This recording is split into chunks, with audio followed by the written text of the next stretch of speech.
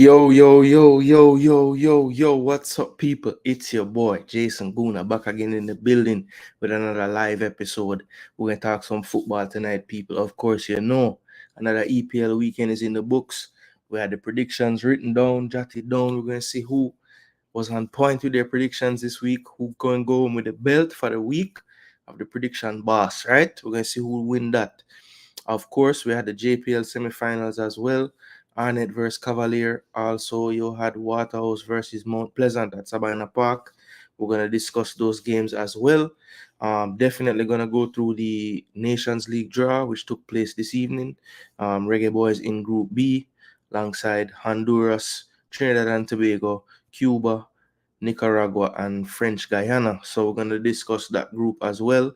Definitely, if time permits, we are going to go through some Reggae Boyz of the weekend. Might not get it into this show just because we're starting a bit late tonight, but we'll see how the show run through and everything. And then we'll decide then if we go through that or not. We might just do that for a separate show tomorrow, kind of stretch it out. Have a little more time this week, people. So should be going live a little more times for this week. Gonna try to go on definitely once a day, do a live show. If not, put out some shorter videos. So definitely this week, gonna try to devote some more time to the channel. Just want to say big up first and foremost to all the people who have subscribed to the channel. Massive thanks and respect. Definitely know approaching, I think, about 630 subs. So yeah, man, just want to keep pushing, keep striving for more, keep putting out better content. Definitely something that I enjoy doing. Just as I said, I think the last time I was on live, did let you know, trying to figure out exactly when in my days we can fit in the live programming. But for now, people, we just work with the time we have, and definitely gonna keep on bringing some content to you when the time permits and have the strength. You understand? So I just want to big up who they are. Fresh God, big up yourself. Always I support the channel. Respect my brother. He says here to take his beating, won't be here for long. Yo, him say, glory, Man United, same way, never switch, never change, good times and the bad times. Well, that is good that you're a loyal fan and supporter. That is noble of you. 623 subs. Yeah, man, respect, Fresh, respect. Yeah, man, let them know. Like and share. More people can watch this amazing content. Yeah, man, let them know, man. Duckland Stennett, check, big up yourself. Duckland Stennett, another person in the space now, start up him channel, Ballheads TV, people. So give the Ballhead a strength. Maybe if him get a lot of subscribers, he might have to change the name and grow some here. You never know, people. Miracles happen, you know. So yeah, man, big up yourself, Duckland, and you don't know me, subscribe and will support the channel whenever I see it live. Me will forward on and like and comment and all of those things. Yeah, man. So respect Duckland. Duckland is another one in the promotion prediction sweepstakes. So we're definitely going to see how Duckland did this week as well. As a matter of fact, I never write in the final score for the week, people. As I write it, I get a smile on my face instantly. Yeah, we're gonna get to that game for sure. Don't look like many people thought that what happened would happen, except for myself and Hot Chili, you know. Yeah, man. Respect Duckland. Check, Brian. Check, Brian. Yeah, man. We're gonna go through the EPL fixtures and go through the prediction them and thing. We know you never there, Brian, for the prediction, so you're up on the list, but we have some other people on the list where I go through and you're gonna see why them call me the prediction boss, you know. Some people out there say them are the king, but me don't know. Them can have the king, me be the boss. Yeah, man, don't listen to them people. Them love tell lie. What's happening in the EPL today? Boy, what a show. As my brethren would say, what a show. What a show in the EPL today. My lord. Yeah, man. We have played safe, Chile. We have played safe, but it was ugly or reach some people today. My word. From the minute Elise sit down Casemiro, I no say a problem for them. 5 out of 9 isn't bad from myself. 4 wrong, not too bad. Yeah, it's an improvement, Fresh. It's an improvement. But was it good enough? You know, that's what we're gonna find out. We're gonna find out if it was actually good enough to win this week. Brian, Brian, a top troll, you know. Isn't bad. Thought Crystal Palace was having an open training session. Boy, I don't know if you was missing form, Brian, but yeah, your eyes were working if that's what you saw. Because that right there was a joke thing from United. All right, people. So no itching. We're gonna bring up the Premier League fixtures for the weekend. And we're gonna, my style, we're gonna highlight a few of the game them and just talk on them and recap them a little bit. And definitely as we go through, can let you know the prediction them go as well. So let's just pull up the fixtures for the weekend, people. And we're not rush it, people. We know there was a burial that we need to discuss that took place earlier today, but we're gonna go through the week as it was, right? So definitely I did my show Friday night. So the Luton Everton game we discussed that day. So we will go right into the first match of the week, which was ours of the weekend proper Saturday morning, which was Arsenal versus Bournemouth. So let me get that up for you people. And remember, don't forget to like, share, and subscribe. I recently was notified by what you call it now, by YouTube, that I now have the ability to receive super chats, and I have created a join button if you would like to become a member as well. So anybody who wants to support those type of ways, feel free to do so. Nothing is wrong if you want to give the higher strength with a super chat or join the channel as a member. We won't kill the people. $1.99, the 149 and the 249 were taken, so I figure 199 could have been my slot. Yeah, man, fresh. You have to be able to give it and take it. It can't go one way. We have reached a point where Crystal Palace outplaying United is expected. Boy, may I tell you, that is true. Oh, the next game went wonderfully. Yeah, man. Indiana swear say them are gonna beat because them are play well. Indiana, me tell everybody, Indiana is a tough team for Knicks, the matchup, cause Indiana is a team of play all 10, 11 people, And our coach is a man with a rate bench. Them man, if him could have played the 5 starter them the whole game, he would have do it. So Indiana coach smart, the man press with full court, make we tired out ourselves, but Knicks have a different energy in the fourth quarter, brother, man. Tell you. Man, them start play some defense on them. I mean, now lie still, the ref them bail way out a couple times in the fourth quarter to give you a chance for winning the game. But we met the big play, them Brunson got crazy. I think Brunson had like 16 points fourth quarter. So, yo, believe me, Knicks. But now so we're gonna win the championship, brother. But I like my side right now. Them a work. Them a work hard. So, all right. So I have the Arsenal Bournemouth game pull up. So I'm gonna pull that up on the screen for everybody for the see how the lineup them would stay. This is definitely a game where, obviously, as a Gunners fan and Arsenal being in the position in the league where they are, I think this is one of the games where we should highlight definitely. So this was the team sheet for the day, people. As you can see on the left, the attack momentum right here. The green is Arsenal, the blue is Bournemouth. So definitely over the balance of the play, Arsenal had the better of it. I thought the first half especially was a great display by Arsenal. I mean, we could have had so many goals in that first half. We just weren't finishing them. Good opportunities, good areas. We just could not finish. Could not make the final pass, the right final decision to just create the opportunity, right? In the end, we were able to get the penalty, and Bukayo Saka stepped up to take it. Now, of course, this man here, Kai Havertz, everybody had something to say about this penalty that we got. First and foremost, I would like to say that if you have been watching football in the last, I would say a while now, since football has become more card happy and the tackle from behind is a definite red card, and since football has kind of changed where they're trying to protect the players a bit more, we have seen more and more of these penalties where it can be said that the player is, looking for the contact, right? We had an example of it in the Champions League with Arsenal recently with Saka and Neuer. And, I was playing that video clip and people were arguing back and forth, was it a foul, was it not a foul? So I think the difference with this play that happened with Havertz and that last play with Neuer and Saka, for one, I think Saka's looked a lot more unnatural in terms of where his foot was when Neuer contacted him. It was so far away from his body. It didn't really make sense logically why his foot would be out there. So that's one thing. The second thing is, if because Neuer came and stood his ground, didn't go to ground, he was standing up.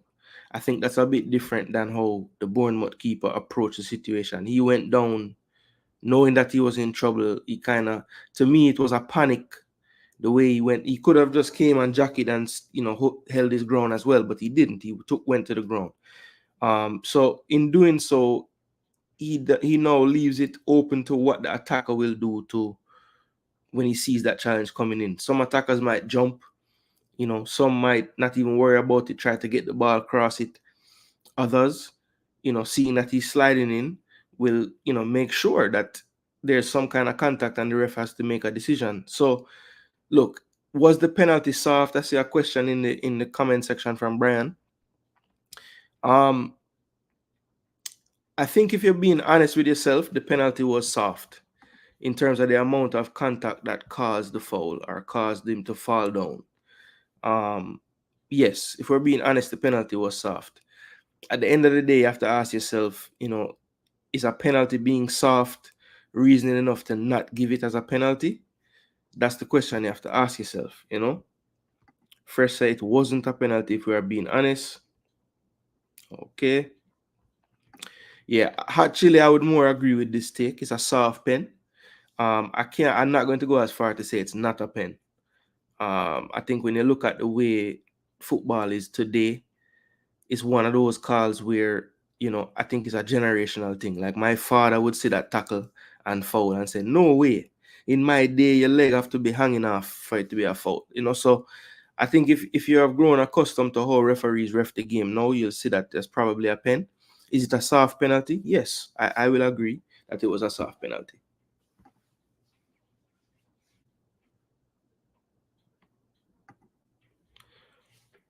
Fresh, yeah, I'll tell you this about the Champions League. To me, once the ref goes and looks at the screen, I think more times the outcome can be predicted in the Champions League. I think in the Premier League, it varies from ref to ref, VAR room to VAR room, match to match. I think that's the main issue that I have with the EPL. Not that they make bad calls a lot. It's more that something that you see last week is not given next week. The same exact thing. That's what really burned me about the EPL more than anything. Yeah, man, it was soft, man. All right. Jamaica, that is freeness. All right. So yeah, this was the team sheet, people, as I say. And Kai Havertz, I thought, was brilliant on the day. As you can see, he got a 8.6. Won the penalty. Didn't have an assist or a goal, but definitely was vital and instrumental in everything that we were doing as far as the attack.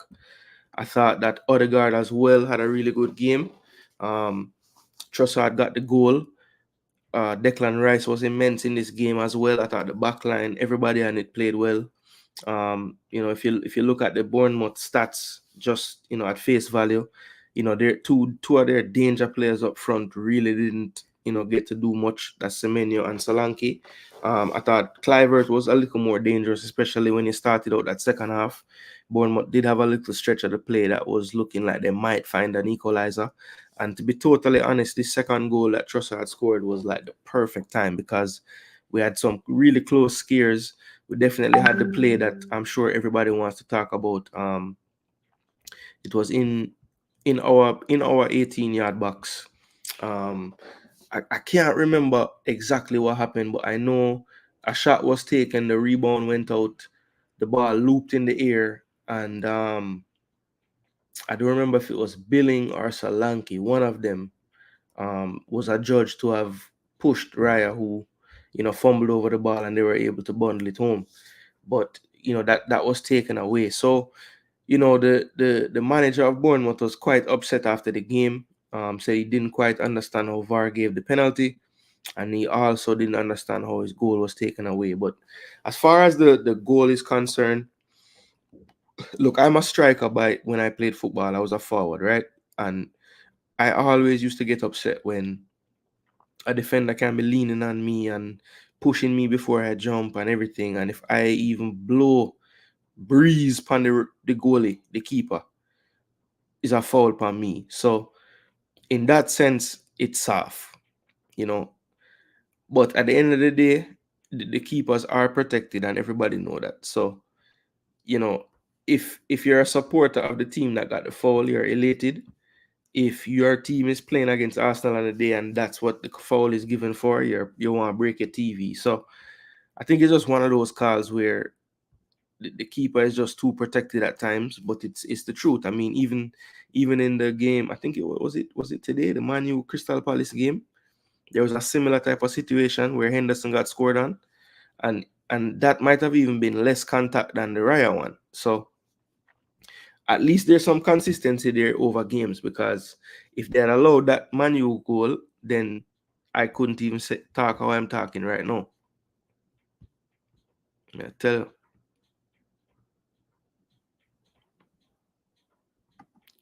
Yeah, see it there? Channel a pop up everywhere, people. Soon I forgot add some more hour in a day. With the refs them. Different Champions League, different, more consistent. Oh yeah, I said the Anthony Taylor, him ref better in the Champions League. Yeah, because I'm now no allegiance. The man they are fan of a certain team in them born place, that man I like with the English ref them more well. Cause anytime some foolishness go on, I check where the ref forward from. Him forward from the same place. The team, it always have some mix up a go on. Bless up yourself, family. I don't know. Family veteran and everything. So it might not, everybody in there probably know him already and thing. But if you're watching this back, people, Formula Sports have some great content as well. Subscribe.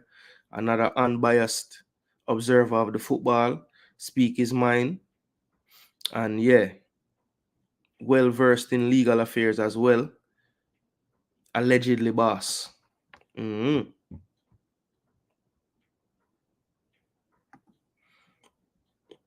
Yeah, man. This game actually proved that, as I am not a biased fan, and I still have a good analytic mind when it forward to Arsenal. I predicted this game to end 3-0, and Declan Rice, similar to how him save us side this season in a lot of ways, him saved my prediction and made it 3-0 in the 97th minute right before the game finished. So yeah, man, all in all, it was a great day for Arsenal, doing all we can do at this point, just try to win the games. No need worrying about, this, why we're in this position now and all these things. We just have to try to win the rest of the games and Mavada settings, hope and pray. Hope and pray. City can lose one day. Doubt it will go on, people. But at the end of the day, we just have to do what we can, and that's win the games. And one down, two more to go, Yeah, so that was that for Arsenal and Bournemouth. So two very, very, very controversial calls. I think a lot of the conspiracy theories are starting to say that, boy, it looks like Arsenal, they really want Arsenal to get this league this season, So yeah, man, it's tough. It's tough. Yeah, man, them protected, but them consistent with it.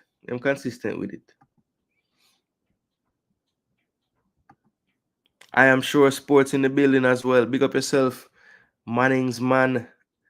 Definitely subscribe to the I Am Sure Sports channel as well. The part-time, full-time manager. Bless up, JPL fan. We're getting at the JPL segment momentarily. Just I go through the EPL games real fast. and go through the predictions for the week as well and see how we do. Float management, best up yourself. Respect for being here, my brethren. Yeah, man, like the video, share the video as well. Yeah, man, formula, allegedly boss. Are you that?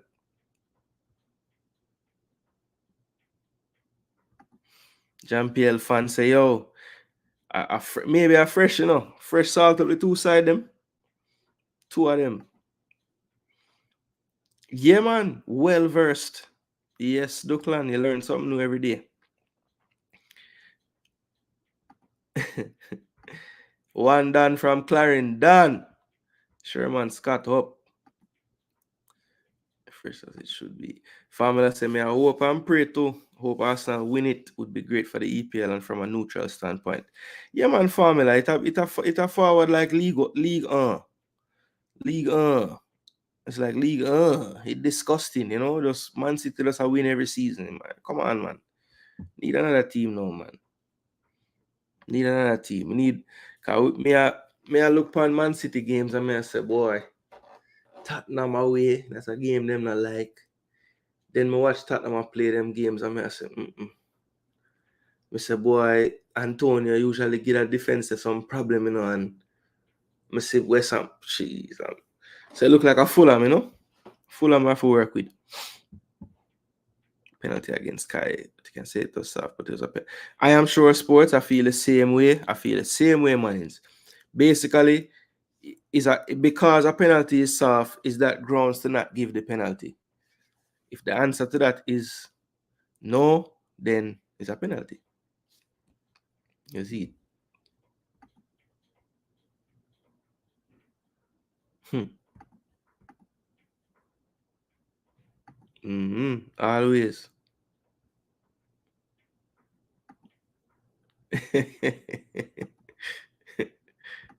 For yeah. I think that had to be given because he's gonna jump and punch it, and Solanke basically bridge him and kind of push him in the air. So him do it slick still, but yeah, they had to give that until either Chelsea or Man U wins again. Duckland, why you fix your finger them type that, brother? You don't even believe that. Well, I'm notice you conveniently throw Man U in there, but I said Chelsea maybe. Because them at least have something can work with right now and build upon. What is that at Manchester United, my friend? What you building upon?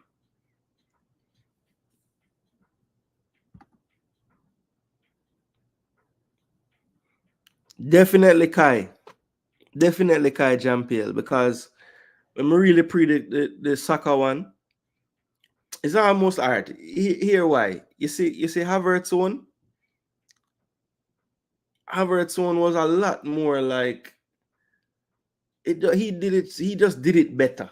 Like Saka one it looks like something was wrong. And then when you see the replay and see how Saka foot, I don't know.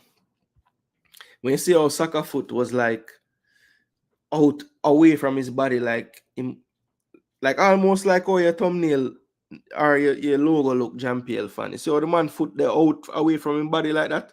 That's how Saka right foot was.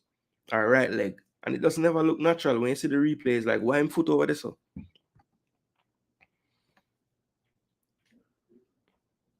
Yeah, that to me that was shocking that they looked at that and didn't think that it should have been at least looked at again by the referee.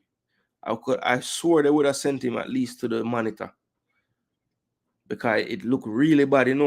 Obviously in slow motion it looked worse, but I've seen red cards given because the slow motion and the man go look on it and say, "No man, I have to go give him a red." I'm going to see the picture too after the game with Saka foot or leg. It's a nasty cut the man up, brother. Yeah, man, it was crazy.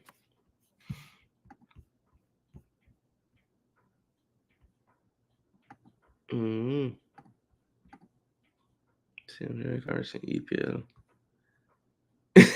Yo, may I tell you, the one thing, that those games, it's like they don't like.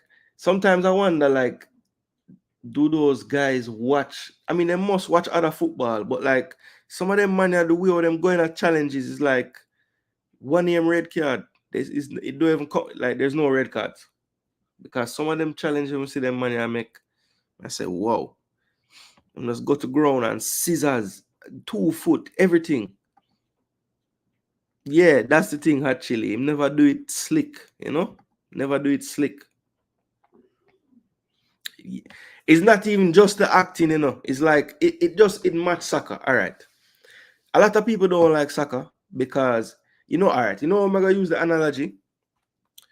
Some people not like LeBron James because it looks so stiff. Like, why for the stiff? But it looked very mechanical and the way how him kind of just strong and and I'm not saying soccer strong like that, but like the way how Cole Palmer would have beat somebody, it looked nicer than how soccer do it, if that makes sense. Like Cole Palmer just a little more slick with it. Same with Havertz. Havertz have that same kind of slick type of style. So you see when him going a challenge now for try draw some contact, it gonna look more inside the regular motion of what him would have do.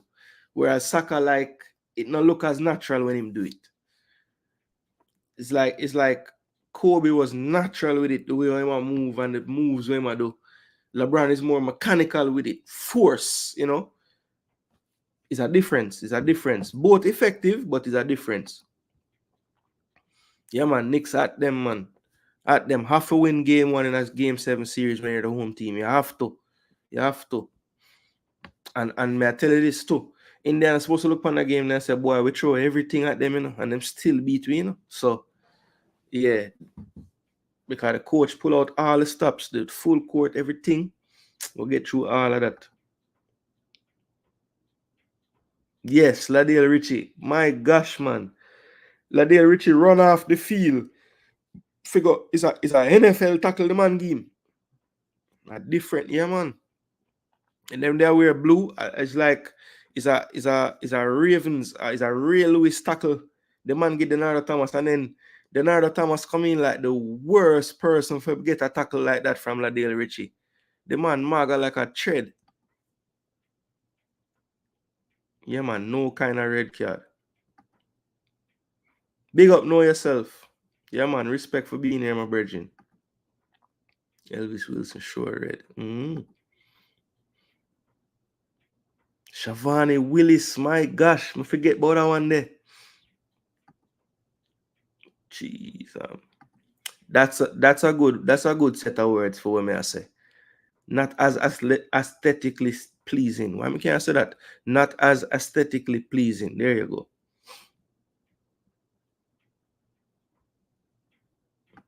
DeAndre Thomas. I don't remember which one that again. Exactly.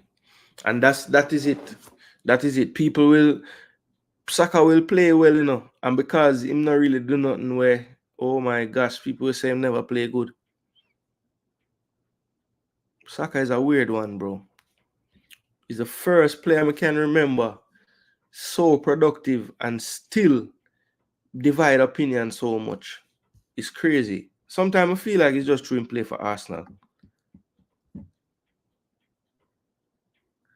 Yeah, a couple of those names him call fresh. Me I try remember them. Me remember the Willis one. Me remember the Elvis Wilson. Me remember the Richie one.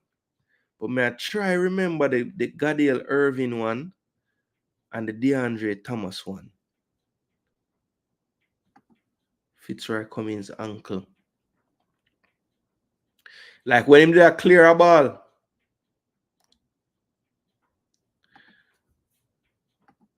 Okay, yeah. So him remember that play there. Me I try remember it too. But him say, I think him said Thomas step on Fitzroy Cummings' ankle. Anyway, we are jumbled too far now. Arsenal Bournemouth. So 3 lovers, me say. So myself and Hot Chili predicted this one perfectly.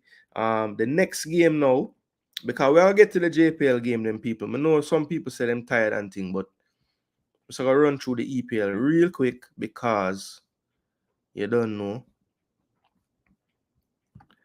That was what this show was supposed to start off with. All right, so Arsenal Bournemouth. The next game would have been on my list here, Fulham and Brentford, which ended 0-0. Of course, another clean sheet for the big boss, Ethan Pinnock. Let's just highlight Ethan real quick. 90 minutes played. Look at the heat map, people, on the left side. I like this, people, playing in a back four this time. So getting reps both ways, back three, back four, either way, doesn't matter. I've heard people say maybe in the back two, we have to like shield him and hide him and these things. I disagree totally, people. I think he can cover the ground. He's athletic enough. And first and foremost, he's smart enough to be in the positions to not leave himself exposed.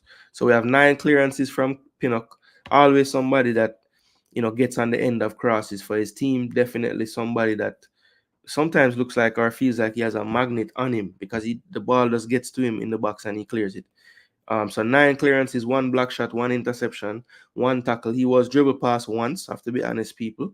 1 of 4 ground duels, 4 of 5 on his aerial duels.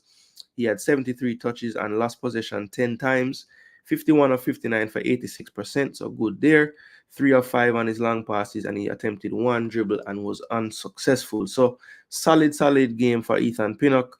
Clean sheet for Brentford again. So Brentford getting the draw, 0-0. Let's see. I predicted that correctly, as did Fresh God, Marlon, Nelson. Everybody else went for the Brentford win, and they were incorrect. So took a little lead there. I think myself and Marlon actually, and Marlon, to be honest, Marlon had a chance to win this thing, but he never gave me his Liverpool, Tottenham, and Crystal Palace, Man U. So, he was in the running, people, but we'll never know if he was gonna win it or not. So yeah, next game on the list, people, is gonna be Burnley and Newcastle. So this one was a drubbing, 4-1 to Newcastle. Excuse me, Newcastle with a outside hope of getting into Europe still. Definitely got it done on the day. I know Isak had a goal. I think it was a penalty rebound goal. Longstaff, Bruno G, and Callum Wilson. So for the first time that I can remember, he actually played them as strikers together. Usually Isak would go off to the left and Gordon would go in the right, and they'd stay with their 4-3-3. But they did actually play a slightly different system in this one to facilitate the 2 strikers, and it actually worked out really well for them. So maybe that's something that Eddie Howe might try in the future, especially now. I know that they're down a few wingers right now, so maybe it just made sense. I know Harvey Barnes recently returned, but he missed this game again. And Almiron just now returning from an injury. Joe Linton just back. So maybe when the wingers return, they might go. For now, why not maximize the 2 good strikers that you have, put them on the field together, and it did work out in their favor. This one could have been even worse, to be honest, people. As you can see, the attack momentum, but apart from a slow start from Newcastle in the beginning, where Burnley had a few chances, I think Newcastle, once they got that first goal, really put their foot on the gas on the day, and Burnley did get a consolation late, but it didn't really mean much. So their time in the Prem could be coming to a close shortly. Let's see how the Newcastle game went for everybody. I think everyone here didn't take any chances and went with Newcastle, so that was a kind of easy one. Then this one here, Forest and Sheffield, I don't think anybody went with Sheffield either, and everybody got this one right, and I have to give Demo his respect. Demo did have this game completely correct. Actually, I made a mistake, people. Hot Chili thought that this game was going to draw, so Hot Chili was the only one that got this one wrong, and Demo got the score completely right at 3-1. All right, next game. This is one we're going to highlight and talk about for a second, people. So this is obviously Manchester City versus Wolves. So this one ended 5-1, people. As you can see, Erling Haaland had 4 goals. Alvarez had one off the bench, and Hee-Chan Wang did score a consolation goal for Wolves, taking away the clean sheet from them. So this was how they started out, people. The 4-2-3-1 system. Similar back four to what we've seen lately. Rodri and Kovacic, who looks to have kind of nailed down a starting spot now. Really working well with Rodri in the midfield. Bernardo Silva, when it's crunch time, he somehow finds his way on this wing, and he's back there again. Foden on the opposite wing, De Bruyne and Erling Haaland. And I say wing loosely because, Bernardo kind of held his position a bit more in this one, but Foden and De Bruyne, you don't know where you're going to find them, honestly. They just play football. It don't even matter what this says on the screen right now. Foden and De Bruyne, they're positionless. They just play. Erling Haaland, 4 goals, madness. So yeah, looking at the games left, of course, they have Fulham, they have Spurs away, and then they've closed with West Ham at home. You know, I don't see it, people. I don't see them dropping any points. I mean, obviously, as an Arsenal fan, I need them to. I want them to. I would love them to. But the machine is rolling right now. The one hope we had maybe a month ago or so was, boy, Haaland had no confidence in front of goal. He was missing goals in the 6-yard box and all these things. It looks like those days are done. So, yeah, I don't know, people. I mean, do you see it? Can they drop some points somewhere? I don't really think so. I don't think so. I mean, the track record is there. They have the players. It's not like they're going through any kind of injury crisis. Pretty much everybody don't have any missing players right now. So yeah, it's looking tough, people. It's looking tough. It's not in our hands, and we have 2 games left as well. So all we can do is just try to win our games and see what happens. But I'm just being honest with myself right now, and I don't really think City will drop any points to close out this season. It's highly unlikely, put it that way. But this one ended 5-1. I don't think anybody went so far with the score. I think we had a few 4 loves here and some 3-1s, but nobody went all the way to 5. But everybody did go for this result, Man City to win. So not much to report there as far as people getting it wrong. Do want to have a look at the stats real quick as well.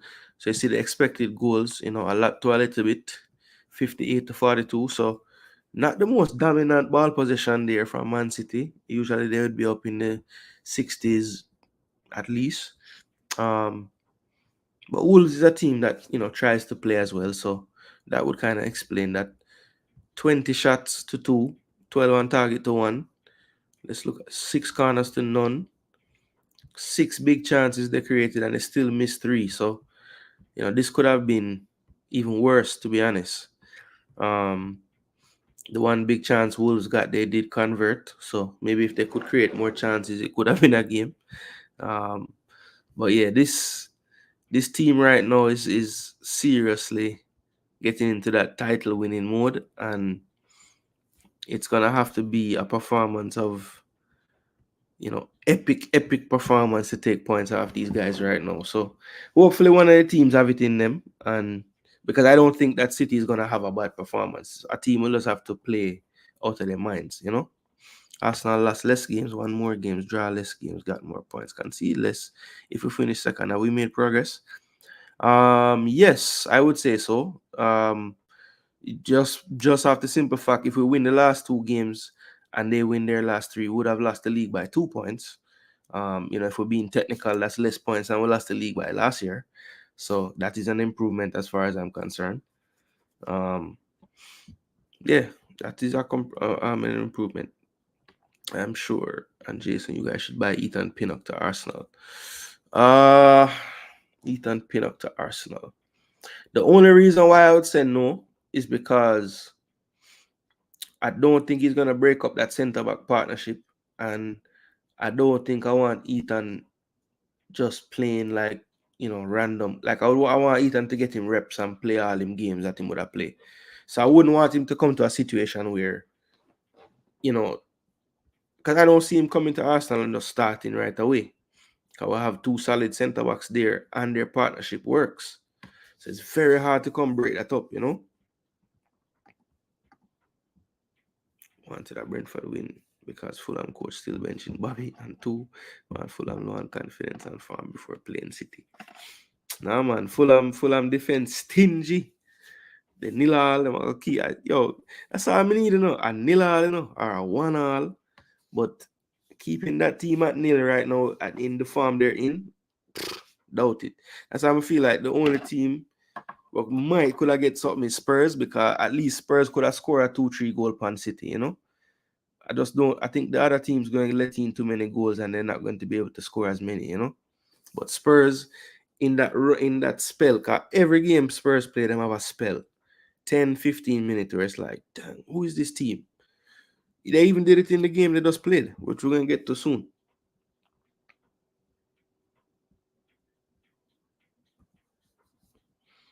Yeah, I agree, JPL fan. I think it's possible to improve and not win the title.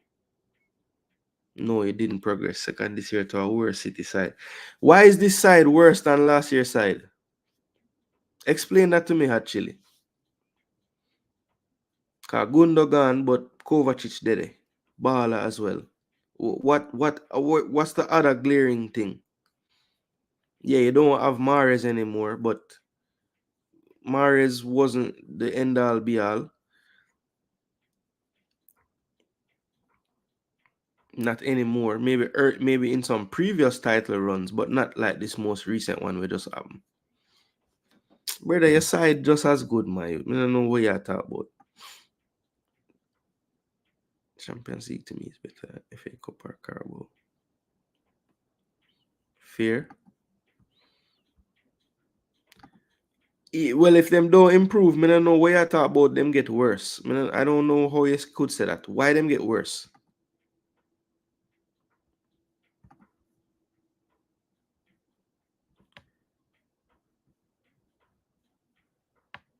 Yeah, man, the golden boot race done. Yeah, that's a fact. Not in May. Maybe December, November.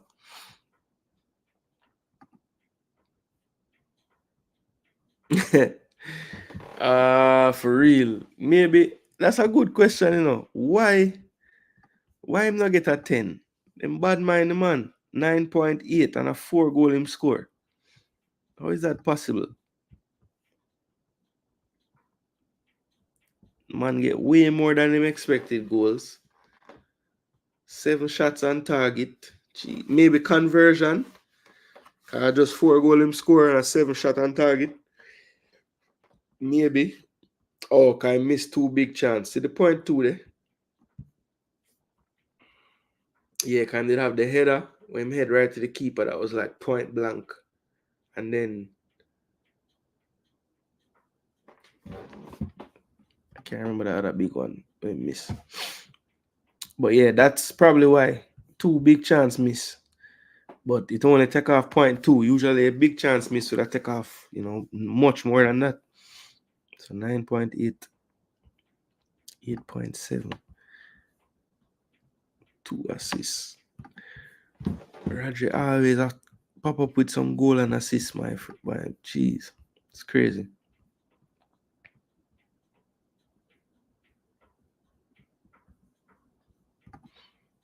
Yeah, it's a little bogey place for real.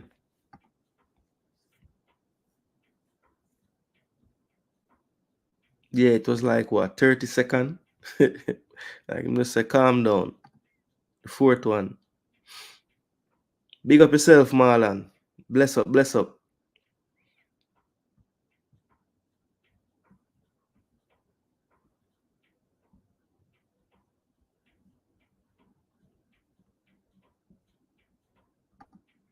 Yeah, man, JPL fan. Catch a replay, because I don't know your segment soon forward, you know.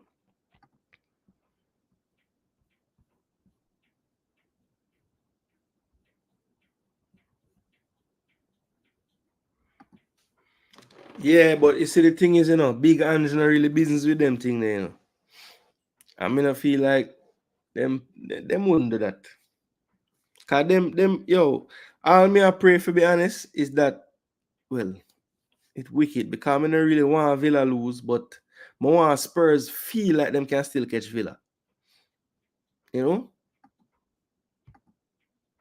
And one big 6 side this season minus United.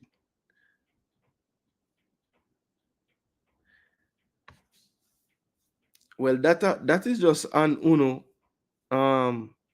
like results wise, but I thought you were referring more to like the squad. You know what I mean? Like your team not as good as last year team. I mean, I said, how?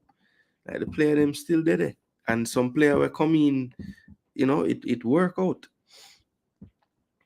Yeah, so 5-1 City. Normal duties them forward with. Didn't get any help from Wolves, but we move again. All right, round 36. So that was Man City. All right, so now we're moving to Sunday now. So obviously Sunday morning, I don't know what to call him. Yeah, Reggae Boy, because he's a Reggae Boy. He's a Jamaican. Leon Bailey took on Brighton, and this was not the result that Unai Emery was looking for. It was not a good evening. And yeah, João Pedro in 87 minute. Save penalty, got the rebound, scored it. Fantasy points, very nice. But yeah, Aston Villa I think they just look sluggish this whole entire game. I mean, you know, actually, to be totally honest, both teams look sluggish throughout most of the first half, and second half it picked up a little bit more. But you know, it just looked like one team that shouldn't be trying to just finish out the season and just get through the games, and one team that is literally in the middle of the table can't really do much, just seeing out the games.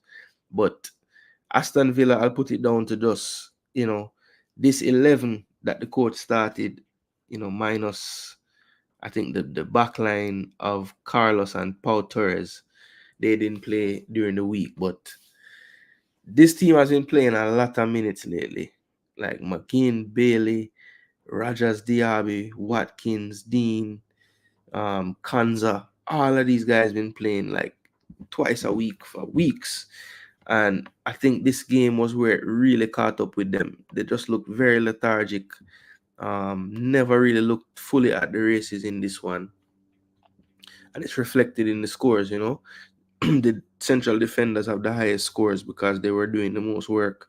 You know, some of the creative players, you know, Watkins has been 7 and up most of the time. Bailey been the same, but not this game. I mean, none of their attackers could really get going.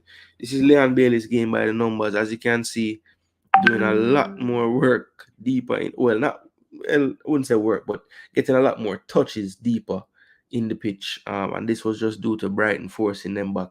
Good possession being held by Brighton for most of the game, and they were able to kind of set the tempo of the game and set the line of the game as well.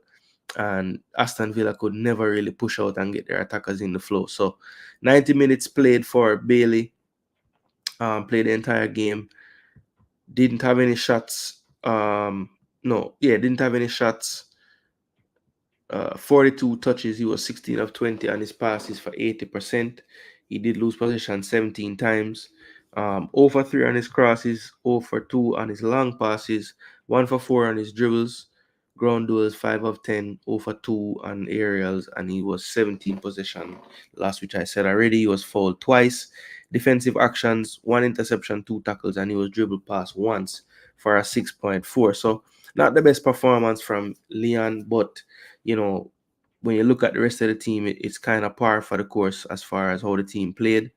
I think that, as I said before, they are really suffering from, you know, missing players. It's, you know, some of these long-term injuries really coming back to haunt them this time in the season. Boubacar Kamara especially, Tyrone Mings, Buendia, all of these guys they could have really used with these extra legs. You know, they recently lost Tielemans, recently lost Zaniolo, and, well, Ramsey's been in and out and pretty much out for the most part. So I think if they had the full complement of their squad, maybe right now they wouldn't be breaking down so bad, but they just haven't been very lucky, I would say, about December on with their injuries. So Yeah, it's been tough for them people. It's been tough. I think Brighton suffered from a lot of that this season as well. When you look at this lineup that they have, no Evan Ferguson, no Pascal Gross. I mean, not Pascal Gross. No what the winger name? Solly March, no Matoma. These are people that would be starting. Purvis Estupinian as well. Van Hecke was getting a lot of minutes when he was healthy. So, a lot of people out for both teams. And I think a part of why Brighton's season hasn't gone the way they wanted it to. They were in Europe this year, and on top of that, the squad was already, I don't think, not fully ready to be in Europe, and they just didn't have much luck with the injuries. So the extra cover they did have for Europe, most of it has been out. So, they have been forced to play minutes as well, a lot more than they're used to. And I think that contributed to how their season turned out in the end. Aston Villa, I think, is just hitting a wall. It's going to be tough for them to regroup. But they have that big second leg where they still have a chance. So hopefully they can shape up and get on some decent form to try to at least challenge in that game. But this one ended 1-0 to Brighton. Let's see. Did anybody go for Brighton winning this one? No, I didn't think so. So everybody got this one wrong. The next game, people, was a massacre. Another one of our Jamaican internationals was unsuccessful on this day, and it was not a good look for them people. 5-0 Chelsea put on them. The Blues, having aspirations now of getting into even the Conference League before it's all said and done. Who knows? Maybe even the Europa League if people keep just not winning any points that are up there, because right now Villa and Spurs are stuck. But look at these people. Nicholas Jackson, 2 goals for Nico, 9.7. Wow. Noni Madueke picked him up for the week in fantasy. What a pickup. Noni Madueke, 9.5, goal and assist. Cole Palmer, customary goal. Did he have an assist too? No, just a goal this time. Conor Gallagher with a good goal as well. So 5 goals for the Blues. Was a great day for them. West Ham on the losing end of this one, not very good. And of course, since the Reggae boy played, let's see how long and how he did. So his overall score 6.5. As you can see from the heat map, not much touches overall. Yep, 18 touches. I could pretty much see that there's not much touches based on the spots on the pitch where he did have a touch. 70 minutes played, 1 shot blocked that he attempted, 2 of 3 on his dribbles, so still was, causing some havoc with the dribbling. 2 of 3 for passes, so only attempted 3 passes on the day, just, never had the ball really. 0 for 1 crossing, 4 of 8 ground duels, 0 for 2 on his aerial duels, lost the ball 6 times, was fouled once, had 1 clearance, 1 tackle, and he was dribble past 1 time. So Mikel Antonio with a 6.5 and a losing day, a losing effort for them. Yeah, so West Ham people look like they're, no really hopes of them still for getting into Europe. And this one now, in the predictions, I went for a draw. I was horribly wrong. I think Dima went for the Chelsea win, and so did Duklan. Also went for a Chelsea win, and actually went for the draw as well. So 5-0 to Chelsea, people. And one more I ask you, and I have a few questions to ask about the table, but I'll do that once I'm done with all the games and I pull up the league table onto the screen. Let me see here.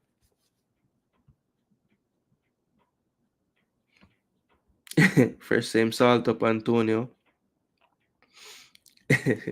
We say right after the something we say about Jackson. Jackson come forward and score 2 goals on them.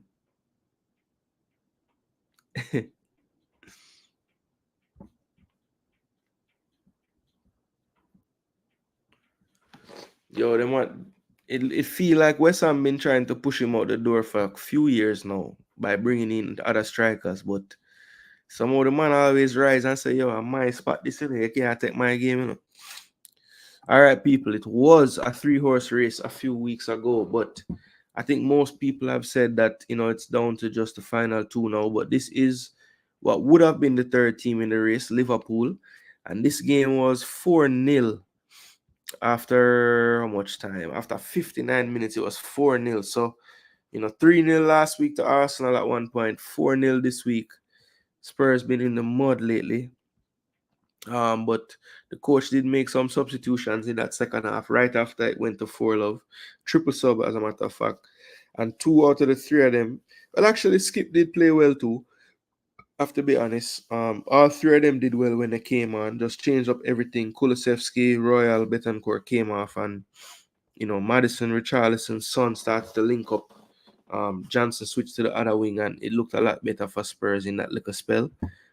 As you can see with the attack momentum here, pretty much once those subs were made and that fourth goal scored, for the most part, it was Spurs on the attack. So, even when it got to 4-2, I mean, it looked like they had enough momentum to maybe get a third and then cause some more problems. But Liverpool in the end did shut the door and didn't let them in for the rest for the third or fourth goal.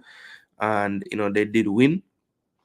And to some, the pressure is off of them, so they're not really giving them that much credit. But I thought it was a really good performance, one of the better ones Liverpool has had lately. I think one of the reasons why they have not sustained this title challenge is what reared its head at the 4-0 mark. I think sometimes they get a bit lackadaisical on defense, especially give a little too much space to the other team and let them gain confidence, and that's exactly what happened here with the back-to-back goals that were scored in about 5 minutes apart to make it 4-2. But in the end, it wasn't enough. Spurs still stuck on 60 points. Feels like they've been on 60 points forever now. But yeah, they didn't do themselves any favors as far as trying to catch Aston Villa for that fourth spot. So yeah, I'm not really sure if I can depend on the Spurs team, even though I do need them to try to get a result in about 8-9 days time. Next week Tuesday, I believe, is the game. So yeah, Spurs, we need it for fall through. Fresh God, you are correct. You went for 3-2. You were one shot. I went 2-1. Everybody else went 2-1 that picked that one. And Duckland and Hot Chili went with the 2-1. And then the last game of the weekend, people. And when these predictions were made, I told people that, I think even Man U fans were going, well, Duckland went for the draw. Myself and Hot Chili went for the Crystal Palace win. Nobody got this score right, and I wouldn't expect anybody to get this score right. But people, the next game that we're going to discuss was the last one of the weekend. And this game was between Crystal Palace and Manchester United. So this one ended, that is correct, people. I have not edited the screen. This one ended 4-0 to Crystal Palace. And I watched this game pretty much in its entirety, and that 4-0 was not flattering at all. It could have been more as well. I'm not really sure what happened with Manchester United today. I've seen them play some games where they were bad, but this game was really bad. It was really bad. I mean, Crystal Palace, I know they've been on good form and everything, but they were made to look like the greatest team of all time. Oh, why am I fooling myself and kidding myself that I don't know why? Where was your captain today? How wrong with Bruno?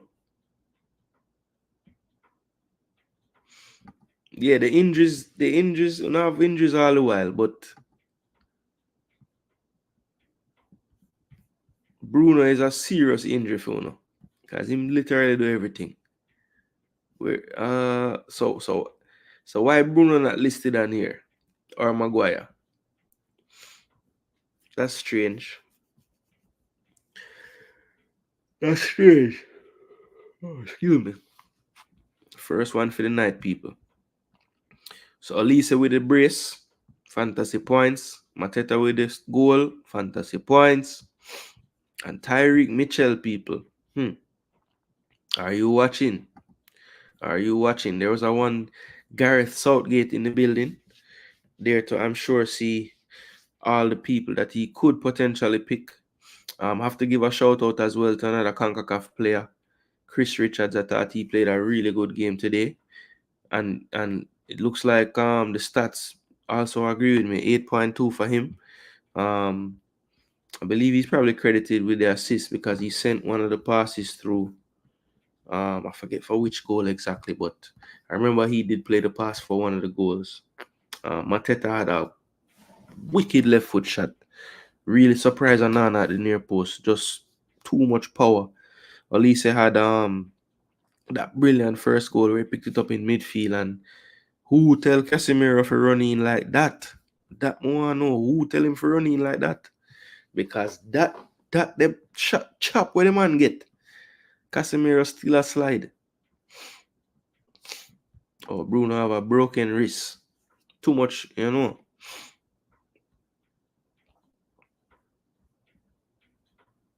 It was Mateta goal. Okay, yeah.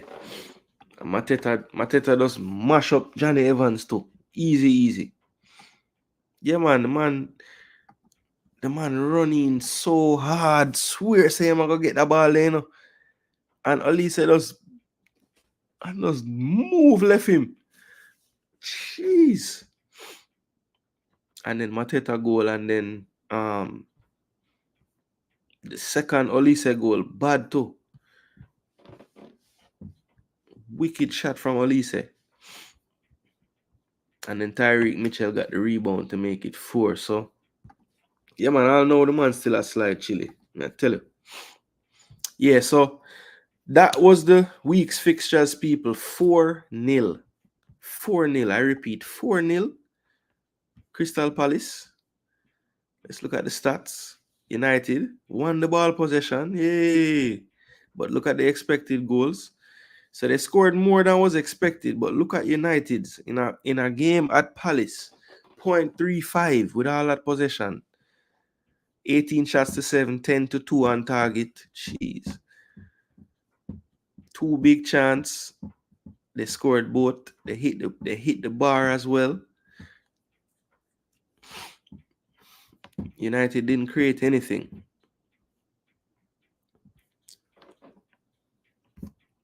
Yeah, so Ten Hag, I don't know, brother. I mean, what if Ten Hag win the FA Cup? That mean anything?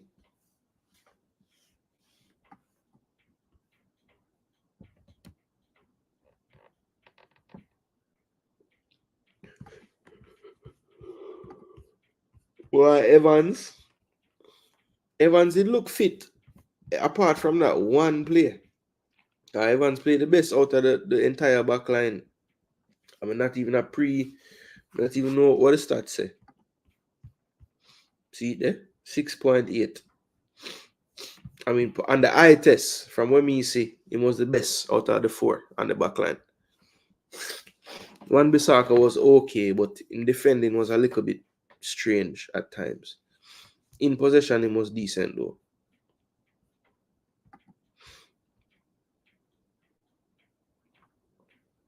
Oh no, McTominay, you can't win. I tell you how chilly. 0.35 goals, no big chance, nothing. Yeah, man, United is like Arsenal about 10 years ago, right now. Every man injured as him touch the field, as anything reach them, him injured. So a Ten Hag fault.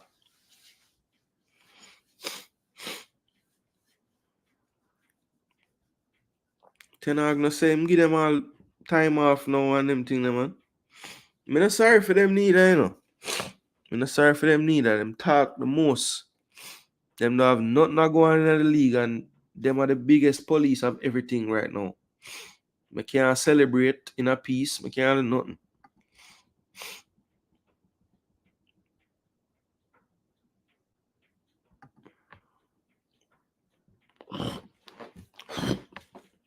They say them not play for the gaffer. Well,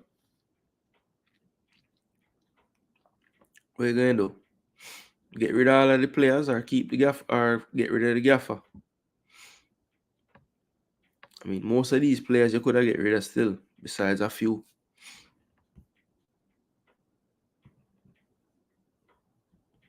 But yeah, I don't think him survive even if them upset City in the cup.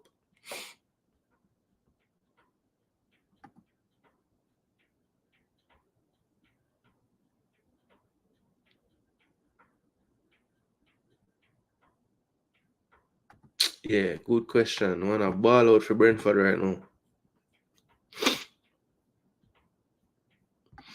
Formula Sports, the Ten Hag job is on life support. In your soon turn off the machine.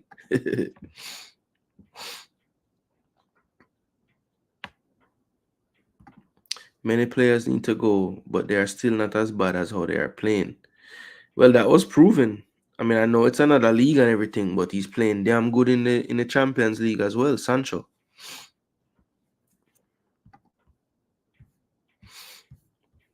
All right, so that one ended 4-0, people, and nobody was brave enough to predict. But Hot Chile and I did say that Crystal Palace would win. And so let's see, people. So this week we had myself, Demo Freshgod, Duckland Stinnett, and Hot Chili all vying for the belt of prediction boss. So let's see who had the most wins on the week. So Demo in 9 games was 1, 2, 3, 4, 5. So Demo was 5-4. So 5 wins or 5 correct, 4 wrong, and he had 1 perfect score.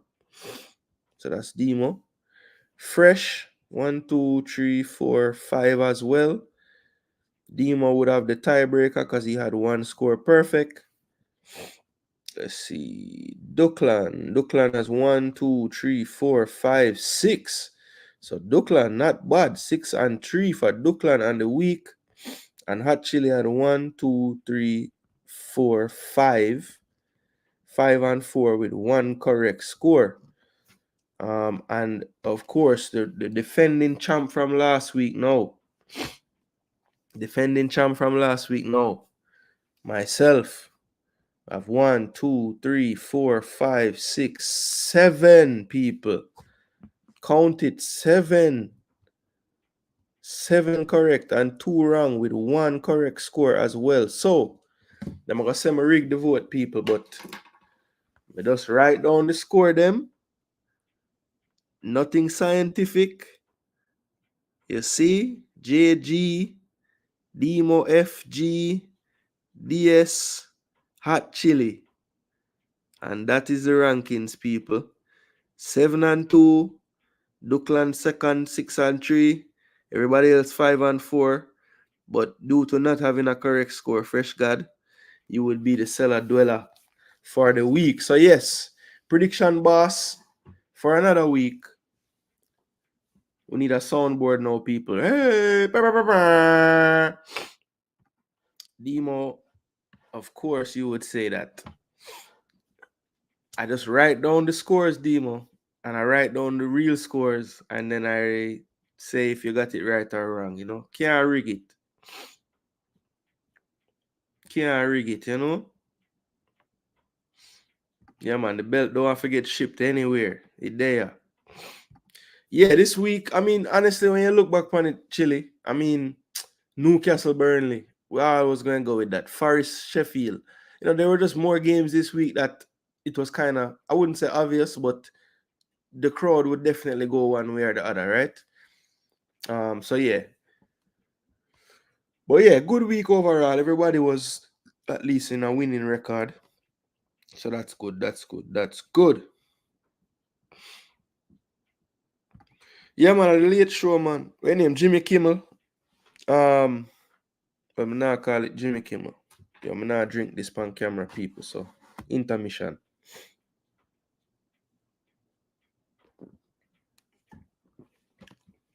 No free promotion for some boy. What do them? All right. Yeah, man, the late show, coach. Big up yourself, Coach Des TV. Like, share, and subscribe to the man's channel. Well, you can't like him channel, I don't think. So like the videos, share the content, and subscribe to the channel. Yeah, that's what I should say.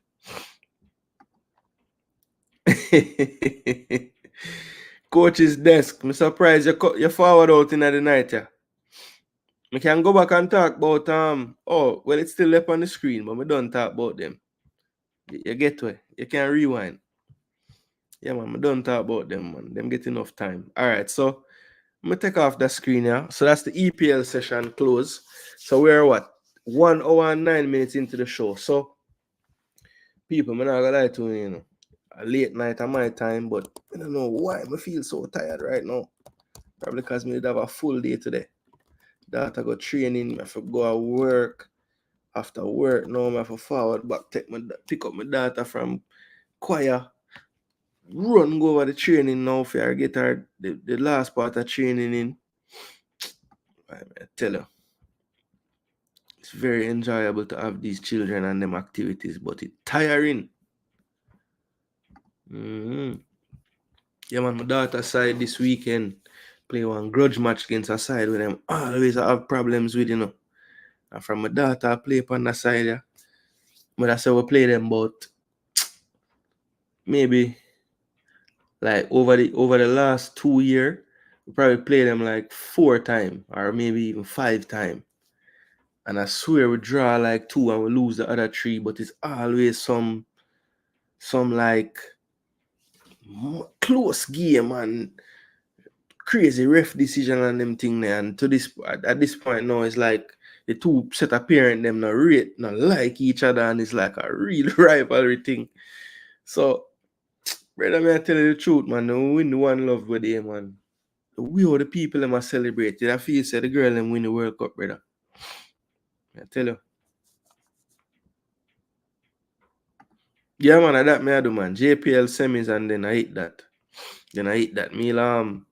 Me do a Reggae Boyz devoted show when we go through Nations League and talk about the player them as well. I'm gonna do that tomorrow. I'm gonna leave that for tomorrow. Leave that for tomorrow. So yeah, EPL and JPL. So right now, people, me I go stop share this, right? Yeah. All right. So let me now pull up the games.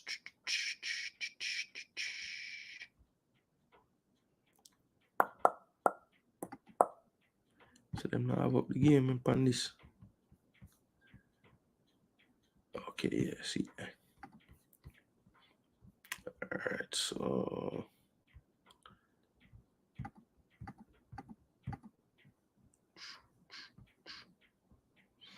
Lion Humble.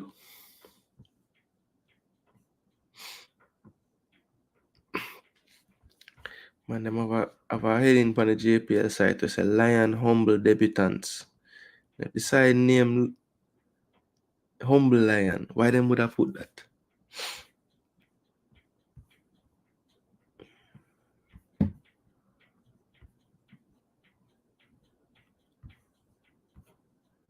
So hold on, there's nowhere that have the alright, hold on.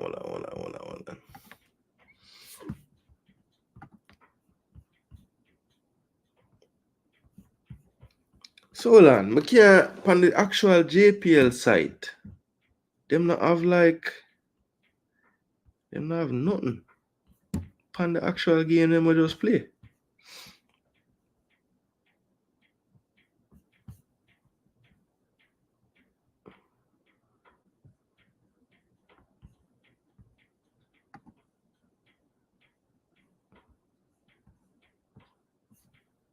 Okay, there we go.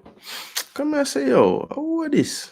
All right, so let me put this on screen for everybody, people. All right, so the first game. No, me know fresh. Me know it's a play on words, but it lame. It lame to me. Yeah, no, me see the results fresh, but me don't want at least pull up the name them and show the people them on the screen. So, all right, so this was the game, people. The first game on the evening, Arnett Gardens versus Cavalier. So this one going into the game, there was a question. Well, actually, I asked the question in a group. What are the predictions for this game and everything, and I said it would be 1-1 in this one, so I got this game correct. Didn't get the second one correct, but I did get this one. Said 1-1 would be the score. I just had a feeling like, whenever you get into the situation where you have teams coming off of a two-leg playoff, adrenaline running, kind of used to the atmosphere of Sabina at this time and all this, I always figured that those two teams would have a slight, not advantage, but it would level the playing field a bit. Knowing that Mount Pleasant and Cavalier had better seasons than these two teams. I just figured with the added football and the competitive games they were playing, you can't really duplicate it with practice matches and training. And I'm sure that's what Cavalier and Mount Pleasant would have been reduced to. So that to me always was going to make this first leg trickier for the teams that are the higher ranked teams. But on the night, I thought, surprisingly, and when you look at the balance of play, Cavalier actually started out the better team. It was very strange actually that I thought, strange in that the team that I thought wouldn't be the fresher, or not the fresher team, but the more match ready team, they were the ones that caused the most trouble in the beginning, especially as you look at the starting lineup here. Dwayne Busy Atkinson really started out the game on fire. Just none of the Arnett Gardens players seemed to be able to cope with his speed and change a direction when he was attacking them, especially early on. But it was you'd have to say a bit wasteful when he got into that final area, the final action, just a little bit off with the pass or not quite on target with the shot. But definitely dangerous, in the middle third at least, from one end to the other. Just very hard to stop when he's in full flow, and very skillful as well. Be able to turn direction and still keep that pace at a high level. So, he's one that definitely looks like when he's on the go or on form, he's very hard to stop in this league. So he started out the game really well. I thought also Jamaro Calvin showed early on that he's a threat when it comes on to the attack. Just always seemed to be in a good area when it comes to the ball getting into the area. He seems to meet them at the right time. And just a very speedy player as well.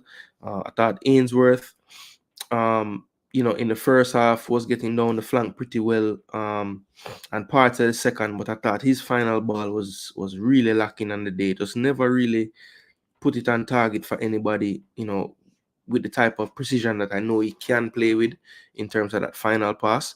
But in the end, I think a really crazy thing happened. Very rare that you see this.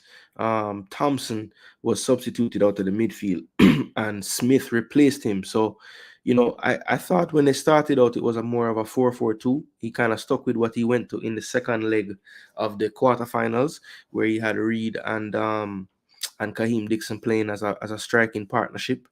And he had, what that did was that had Shepherd and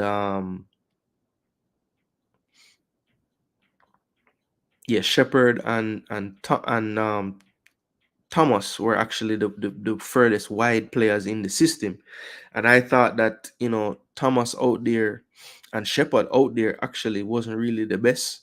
And the coach, I think, saw that as well. So he kind of switched it up a bit and got a little more width, taking Thompson off.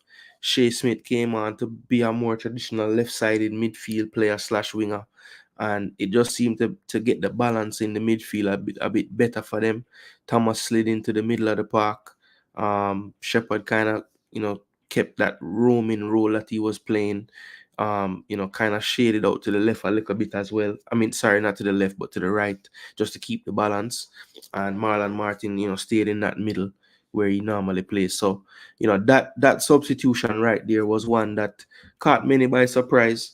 Some were saying, boy, it's kind of like an admission of being wrong by the coach, but at the same time, it does take, you have to be a man about things. And if you start out something that's not working out, just for your pride, you're gonna make it stay till halftime.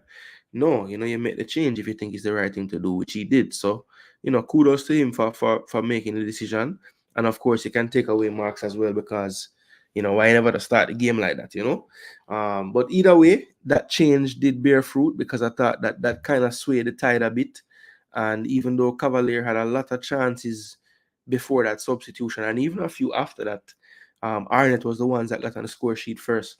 And really, it was the substitute Shea Smith getting down the left, played a nice cutback ball, and as Jaheim Thomas approached it, it looked like he was going to take a shot, rolled it with the underside of his foot, and ended up doing almost like a left foot toe poke that caught Jerry White by surprise, and he just could not get over fast enough to keep it out of the net to make it 1-0. So I thought, of course, as to be expected, the crowd went crazy because it was a definitely pro Arnett crowd in the first game.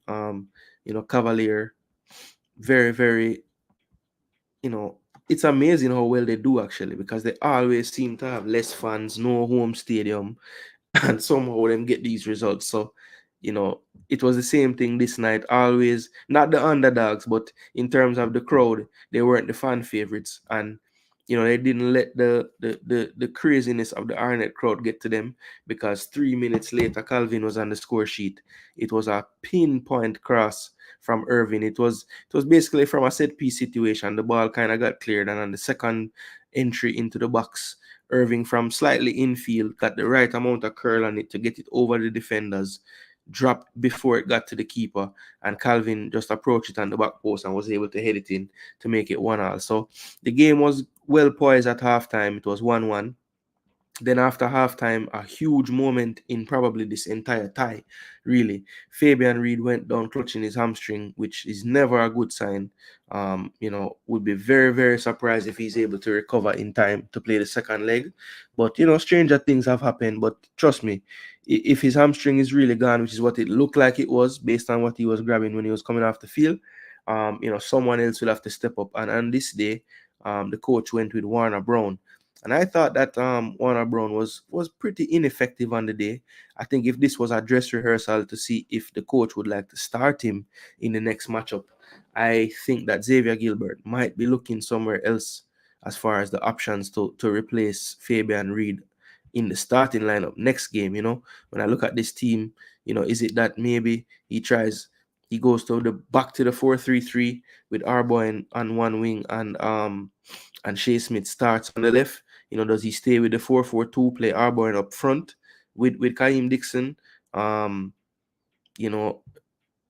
Does he start Warner Brown because he's like the most natural striker that's really there on that bench? I mean, it's a tough one. It's a tough one, people. If you're Xavier Gilbert, who is replacing Fabian Reed? Is it that you change your system and just have Kaheem as the lone striker, or do you switch it up? What would you do without Fabian Reed from the start in the next game? Yeah, that's how they started.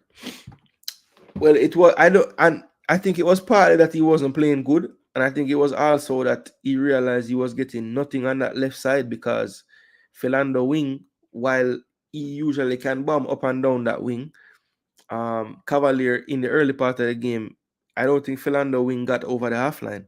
I mean, he was defending most of the time, so they needed that outlet on that side.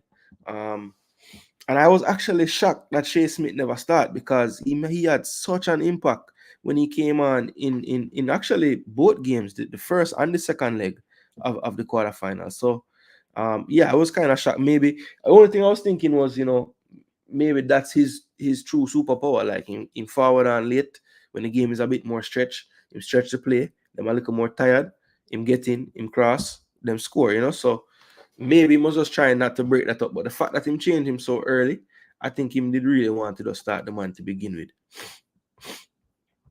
Yeah, that's how it did start.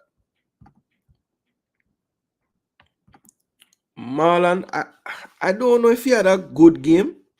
Maybe I just have higher expectations for him, because earlier this season he had a run of form that was ridiculous. But I don't know, man. I still want more from Shepherd, man. I think he can do more. Was what tried against Tivoli, but not using any wing as the goal came against the runner play.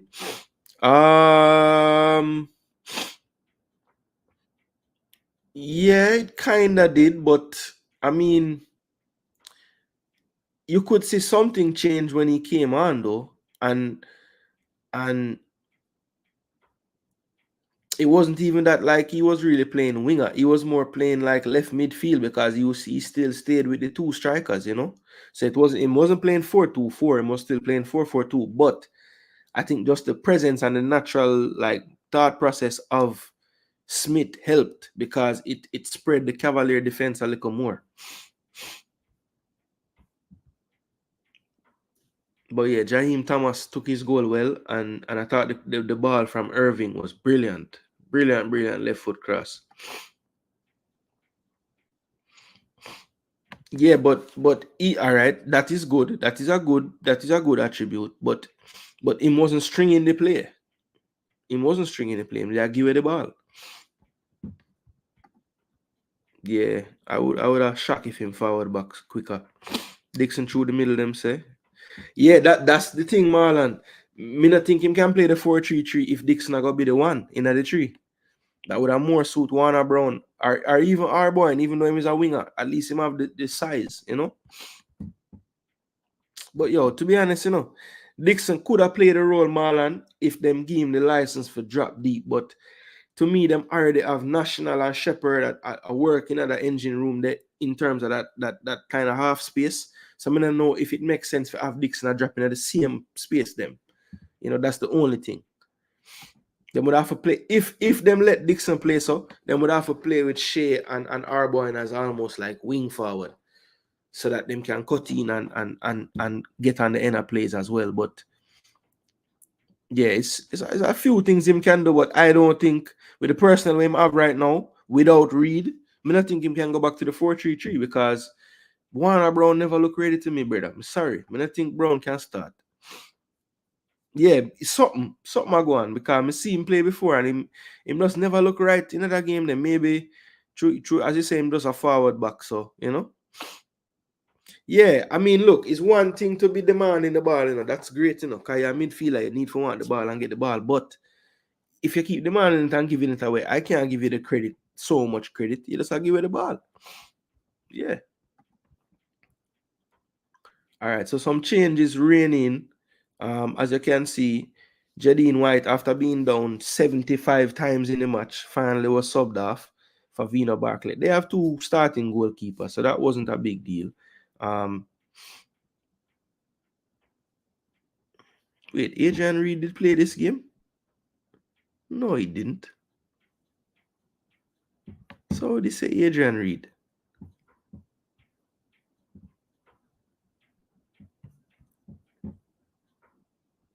I don't remember Adrian Reed play. But no Chanel Thomas did come on. I know Shaquille Steen did come on. But did Adrian Reed play, people? He came on. Watching Dixon up front for the first time, his physical strength need to work on big time. Yeah, that's true. I think Kyle Ming was very smart in how he played him. Like he always made sure to put a body on him. Like he didn't give him much space to kind of get going. Same with the other defenders around there, Richard King as well. They made sure to just keep bouncing him, just make him feel that you're there, you know. Yeah, that's the first thing I noticed as well in the USA game. It's like he definitely has the foot speed and the kind of instincts to get open, but you know when he got through in the USA game, it's like he had no energy left or power left after running so hard to get the ball. You know, it's like he just needs some more strength. Okay, so Reed did come on. Okay, I don't know how I missed that.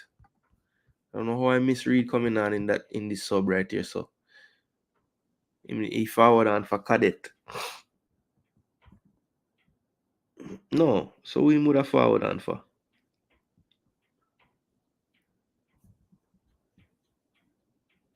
So Reed came on for. Or Reed started.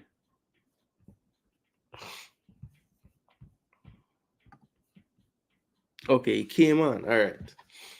Yeah, because Cadet did start.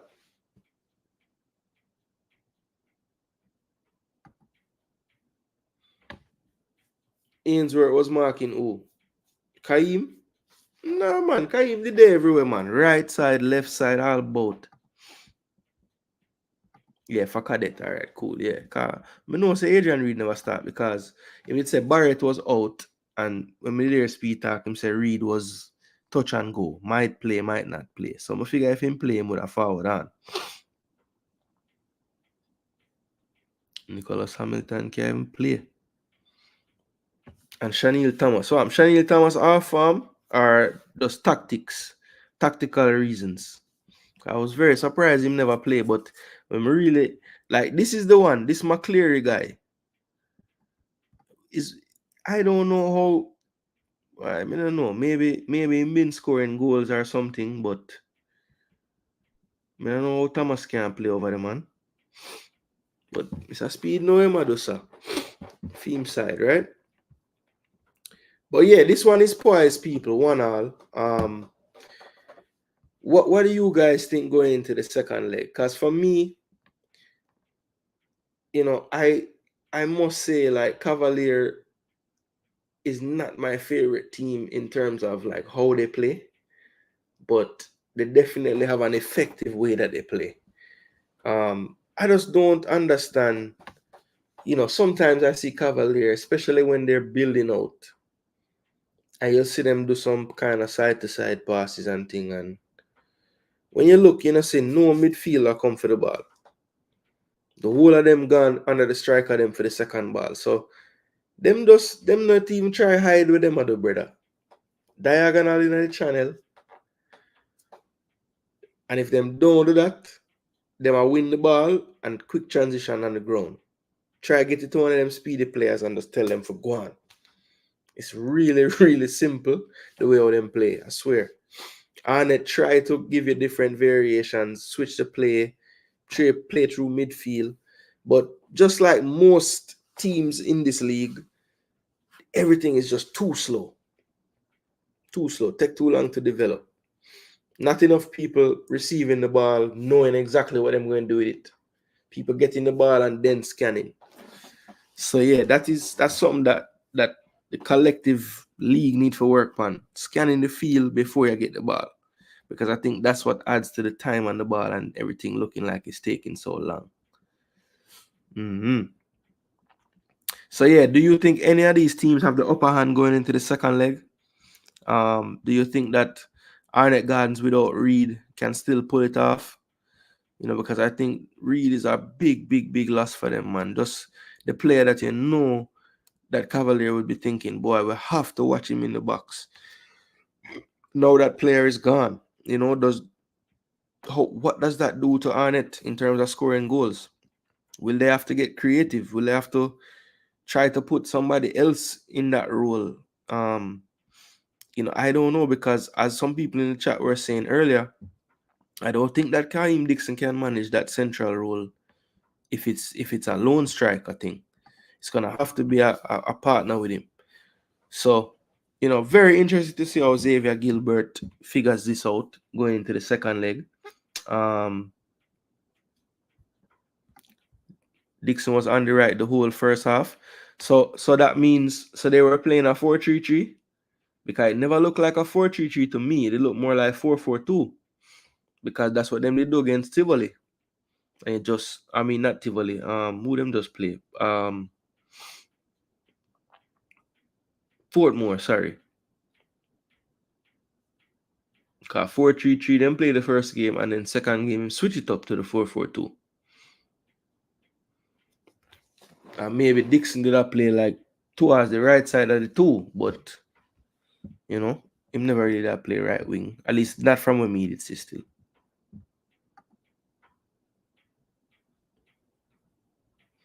Yeah, man. Speed not really. Speed no what you do, and him not care how it look. Him just gotta do him know that them can do, and him gonna tell him to do that, and him just do that. Boy, fresh. Him need to score one of them chance, and okay, him get some chance.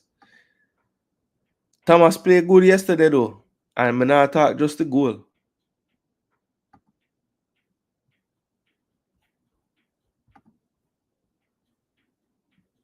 Mount Pleasant and Tivoli are the two teams that use the field in the league. Yeah, Tivoli to me miss a lot of chance. Them could have beat Waterhouse last week. Them could have. But them just never have them shooting boots. But them try play football. That is true. Yeah, some next man up mentality. Yes, after the change, it was 4-3-3. Yes.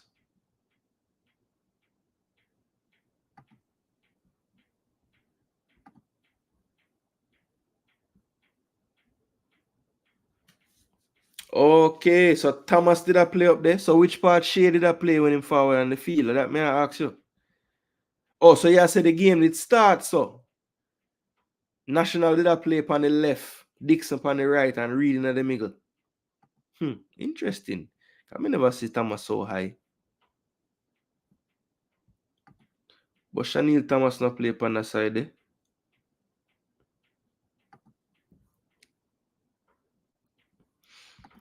But Chanel Thomas depend Cavalier. How Chanel Thomas him could be talking. No must Jaim Thomas him attack. If a Thomas him put. Well, me never realize that so far National did they up the pitch. Can see him a win ball in the midfield. Seriously, him a play 4-4-2. Him that play like the left side of the 4-4-2. But me never think him that play wing. Well, him get two big chances in the one play. And then in the second leg that was, and then him get a big chance in the first leg as well. Like the quarterfinal first leg. But him never really get a big chance yesterday though. Yeah, to me it looked like you know what Thomas looked like him that play. Like how Ramsey play on the left in a Villa 4-4-2 Marlon. To me, that's how Jaime Thomas did that play. Like him never really play like a out and out winger. That's why I'm say it did look more like 4-4-2. To me, still. Oh, okay. Got you. Yeah, that makes sense. Sorry.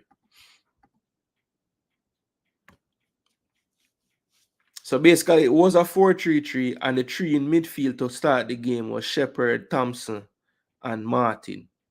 And then once Thompson come off, Thomas go back in a midfield in a three, and Shea go wide. Okay.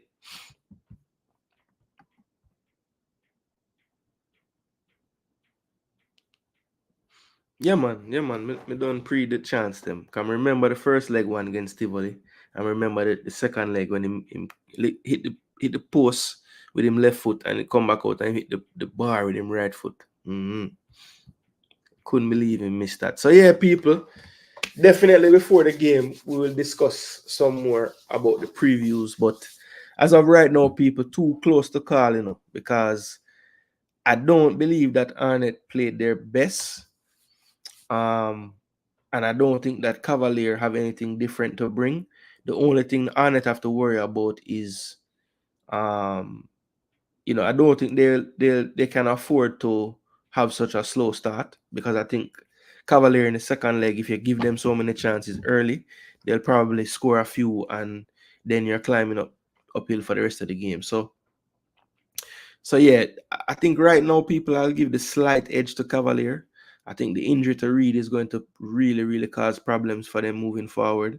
And I just think that Cavalier, with the coach they have and the players that they have as well, they might just be a little bit more ready to get into the semi-finals. I think when you look at the Arnett Gardens team, the player that you would be looking to as that senior man to kind of pull you through this tough moment is the striker, the captain that just went down. So, as far as everybody else is concerned, I don't think any of them have the experience that he has. So, to lose him is a really, really big deal. But as some people saying in the chat, next man up, you have to step up and you have to do your thing.